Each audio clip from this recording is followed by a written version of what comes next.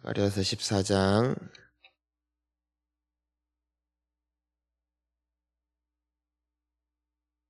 1절부터 8절. 자, 한 목소리로 봉독합니다.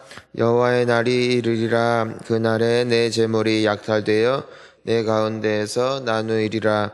내가 이방 나라들을 모아 예루살렘과 싸우게 하리니 성읍이 함락되며 가옥이 약탈되며 부녀가 욕을 당하며 성읍 백성이 절반이나 사로잡혀 가려니와 남은 백성은 성읍에서 끊어지지 아니하리라. 그때에 여호와께서 나가사 그 이방 나라들을 치시되 이왕의 전쟁 날에 싸운 것 같이 하시리라. 그날에 그의 발이 곧 동쪽 감람산에 서실 것이요 감람산은 그 한가운데가 동서로 갈라져 매우 큰 골짜기가 되어서 산 절반은 북으로 절반은 남으로 옮기고 그 산 골짜기는 아셀까지 이를지라. 너희가 그 산 골짜기로 도망하되 유다 왕 우시야 때에 지진을 피하여 도망하던 것 같이 하리라. 나의 하나님 여호와께서 임하실 것이요 모든 거룩한 자들이 주와 함께 하리라. 그 날에는 빛이 없겠고 광명한 것들이 떠날 것이라. 여호와께서 아시는 한 날이 있으리니 낮도 아니요 밤도 아니라 어두워 갈 때에 빛이 있으리로다. 그날에 생수가 예루살렘에서 솟아나서 절반은 동해로 절반은 서해로 흐를 것이라. 여름에도 겨울에도 그러하리라. 아멘. 할렐루야. 하나님은 지금도 살아계시고 우리에게 여전히 소망과 꿈을 갖고 계시는 하나님이신 줄을 믿습니다. 우리 하나님은 끊임없이 누구를 통해 일하시느냐? 하나님의 사람을 통해 일하신다는 것이에요. 자, 따라할까요? 하나님의 사람.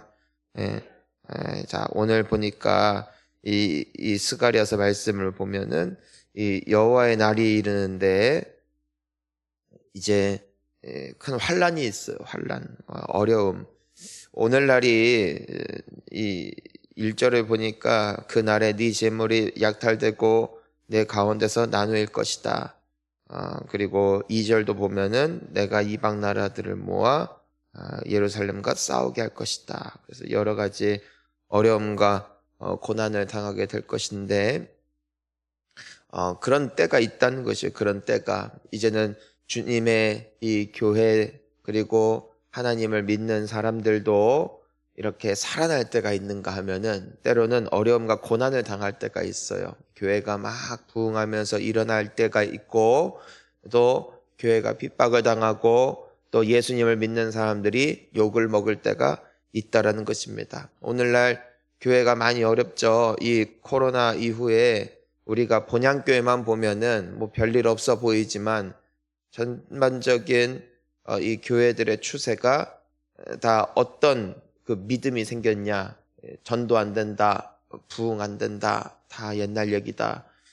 이제는 마치 하나님께서 역사하시는 그 일들이 다 끝난 것 같은 어찌 보면 패배주의와 또 어떤 익숙함에 사로잡혀서 이젠 잠자는 성도들이 점점 많아지는 시대라는 것이에요. 예전에는 불일 듯 일어나고 헌신하고 봉사하며 또 왠지 교회가 더 하나님께서 복을 주실 것 같다라는 기대감과 소망이 있었다면 언제부턴가 그냥 현상 유지 적당히 하고 나의 신앙, 나의 복, 또 나의 삶에만 관심이 점점점 깊어져가는 이때가 어찌 보면은 교회의 위기일 수도 있겠죠. 그런데 그리고 그로 인해서 교회의 힘이 약해지고 또 그로 인한 또 어려움이 생길 수밖에 없는 것입니다. 그런데 우리가 2절을 보면은 그런 여러 가지 어려움이 있지만 또 성읍 백성이 절반이나 사로잡혀 갈 정도로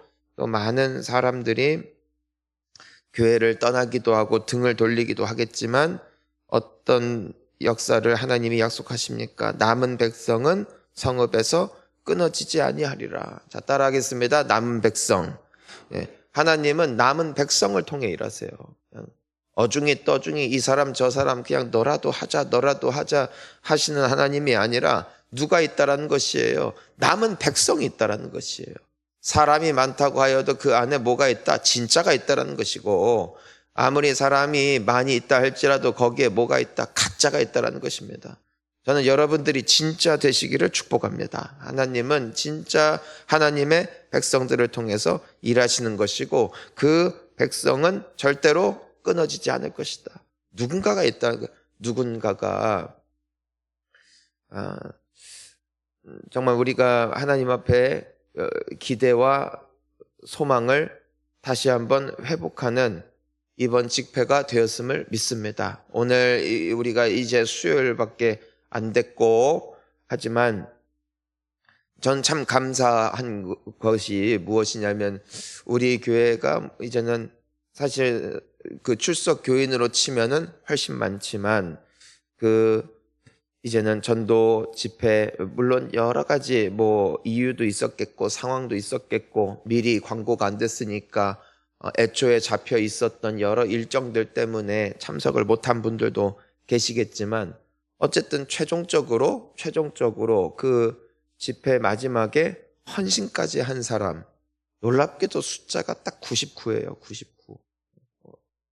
그런데 내가 전도하겠습니다 작정한 사람은 99명인데 그 결신자 내가 이만큼 데리고 오겠습니다 하는 숫자를 다 합쳐보니까 2222명이에요. 참 그것도 짜고 친 것 같아. 99, 2222. 그래가지고 그거를 또 이상하게 해석할 필요는 없겠지만 감사한 것이 무엇이냐면 하나님 여전히 그래도 주님과 함께 영혼 구원에 앞장서고자 하는 사람들, 그리고 누군가가 영혼 구원에 대해서 도전했을 때 함께 부를 받아 또 하나님께 꿈과 소망을 가진 99명이 아직 우리 본향교회에 남아있음을 감사합니다.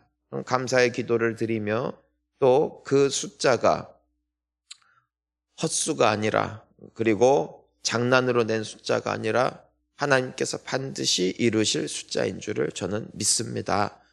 우리가 지금 얼마나 그래서 감사한지 전 남은 백성 성읍에서 끊어지지 아니할 것이다. 전 이 말씀에 주목을 하는 것이에요. 왜냐하면 하나님은 많은 사람을 통해서 일하시는 분이 아니라 여전히 하나님을 사랑하고 하나님께 헌신된 자들을 통해서 오늘날에도 영광받는 분이시기 때문입니다.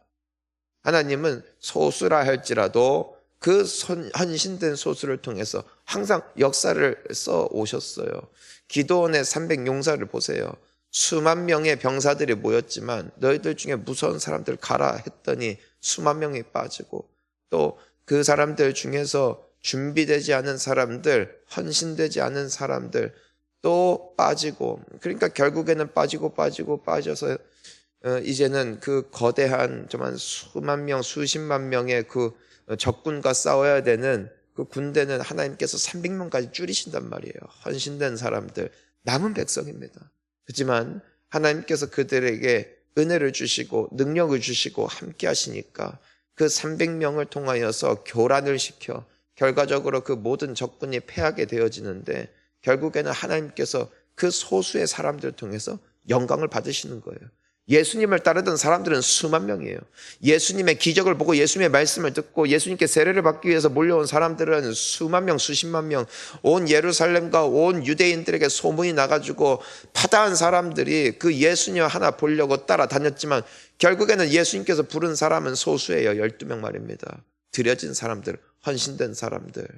결국에는 예수님의 그 죽으심과 부활하심을 수많은 사람들이 보았음에도 불구하고 예수님께서 승천하실 때 그 자리에 있었던 사람들은 500명이었고 예수님께서 이 성에 머물라 내가 반드시 성령을 부어줄 것이다 약속하셨을 때 마지막까지 악바리로 기도하면서 그 다락방의 기도를 지켰던 사람들은 오직 120명이었다는 것입니다.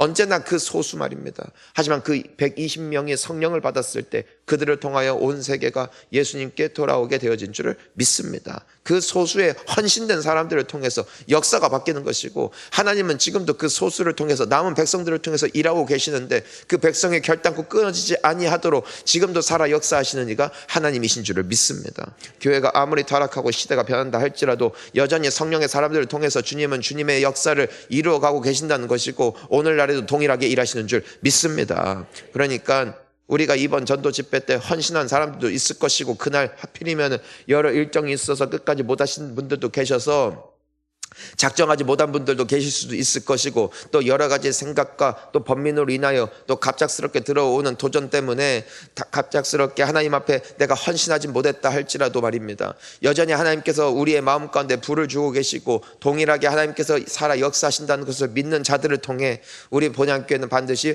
부흥되는 줄 믿습니다. 그러니까 그때 불 받은 사람들은 지금도 뛰는 것이죠. 저도 이제는 저희 원래 우리 장로님들이랑 같이 예전부터 1년 전부터 잡혀져 있던 이 장로 컨퍼런스니까 원래 오늘 저녁까지의 일정이에요. 하지만 장로님들과 함께 이 상황이 이렇게 됐으니까 오고 가는 길 동안에 계속해서 기도하고 전도에 대해서 고민하고, 또 안 되겠다, 우리가 이거 끝까지 일정을 할 것이 아니라 일단은 서산으로 돌아가서 우리 같이 기도하면서 성도님들 격려하면서 우리도 같이 계속 전도를 하자. 지금 성도들 지금 불 받아가지고선 지금 뭐 월요일 이미 주일 저녁 그때 끝나자마자 가슴에 불 붙어가지고선 뭐 월요일부터 뛰는 분들이 지금 한두 사람이 아니에요. 지금 그래서 50명 이상 결신한 분들 일단은 방 만들어서 그분들과 함께 계속 공유하고 있고, 또 이제 오늘은 또 뭐 20명, 30명 이상 결신한 분들 또 이제 제가 연락을 다 드릴 거예요. 그래가지고 이제 막 뛰고 있는데 이번 주에 하나님께서 우리 교회에 예배드리는 이 자리, 남는 자리 없이 하나님께서 반드시 채우실 줄을 믿습니다. 반드시 채우실 거예요. 그러니까 믿는 자들은 하나님께서 남겨준 백성인 거예요. 결국 그들을 통해서 역사를 하시는 거예요. 사랑하는 성도님 여러분, 하지만 그 불은 순식간에 꺼집니다. 왜냐하면 그 불은 우리가 지피는 것이 아니기 때문입니다.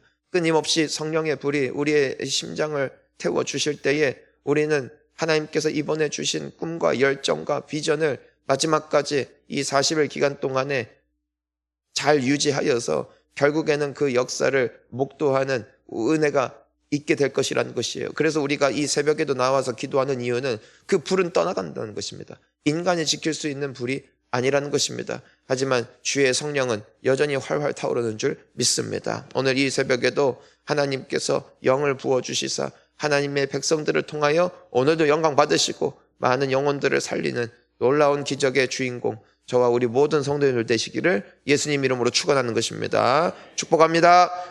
자, 우리 함께 기도합시다. 기도.